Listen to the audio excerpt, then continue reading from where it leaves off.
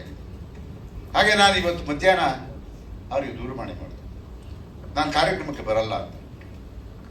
ಯಾಕೆ ಅಂತ ಹೇಳಿದ್ರು, ನೀವು ನಮ್ಮ ಚಲನಚಿತ್ರ ವಾಣಿಜ್ಯ ಮಂಡಳಿಯಲ್ಲಿ ನೀವು ಸದಸ್ಯತ್ವ ಹೊಂದಿಲ್ಲ, ಇದು ನನ್ನ ಒಂದು ಧ್ಯೇಯ, ನನ್ನ ಸ್ವಾಭಿಮಾನ. ಹಾಗಾಗಿ ಯಾವುದೋ ಒಂದು ಕನ್ನಡ ಚಲನಚಿತ್ರ ವಾಣಿಜ್ಯ ಮಂಡಳಿಯಲ್ಲಿ ನೀವು ನೋಂದಾಯಿಸಿರೋದ್ರಿಂದ ದಯಮಾಡಿ ನಾನು ಬರೋದಿಲ್ಲ, ಕ್ಷಮಿಸಬೇಕು ಅಂತ ಹೇಳ್ಬಿಟ್ಟು ಹೇಳಿದೆ.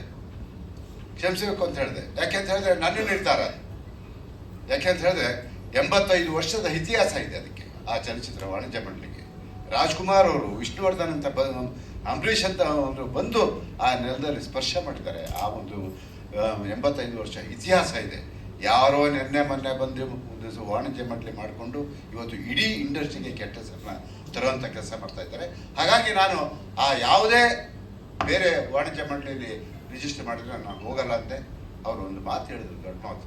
ನಿಜವಾಗಿ ನನಗೆ ಖುಷಿ ಕೊಡ್ತು. ಏನಂದರೆ, ನಿಮ್ಗೆ ಏನು ಅನಿಸುತ್ತೋ ಅದನ್ನು ಮಾತಾಡಿ ಅಂತ. ನಿಮ್ಗೆ ಅದೇ ಅನಿಸಿದ್ರೆ ಮಾತಾಡಿ ಅಂತ ಹೇಳಿ. ಅದು ಮನುಷ್ಯರಿಗೆ ಬೇಕು.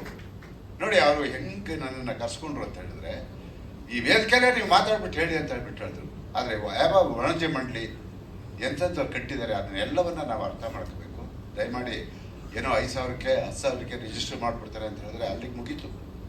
ಆಗ ಮುಂದಿನ ದಿನಗಳನ್ನು ಯಾವ ರೀತಿ ಅವರು ನೆನೆಸ್ಕೋಬೇಕು. ಇವತ್ತು ಆ ಚಲನಚಿತ್ರ ವಾಣಿಜ್ಯ ಮಂಡಳಿಯಲ್ಲಿ ಏನಾದರೂ ಅವರು ಸದಸ್ಯತ್ವ ಹೊಂದಿ ಅವರು ಬಂದರೆ ಅವರಿಗೆ ಎಷ್ಟೆಷ್ಟು ಅನುಕೂಲ ಇದೆ ಅನ್ನೋದನ್ನು ನಾನಿಲ್ಲಿ ಹೇಳಬೇಕಾಗಿಲ್ಲ. ಅದು ಏನೋ ಗರ್ವ ಅಂತ ಅನ್ಕೋಬೋದು, ಆದರೆ ಅದರಿಂದ ಬಹಳಷ್ಟು ಪ್ರಯೋಜನ ಇದೆ, ಬಹಳಷ್ಟು ಸಹಾಯ ಚಲನಚಿತ್ರ ವಾಣಿಜ್ಯ ಮಂಡಳಿಯಿಂದ ಆಗ್ತಾ ಇದೆ. ಏನಾಗಲಿ, ವಿಷಯಕ್ಕೆ ಬರೋಣ.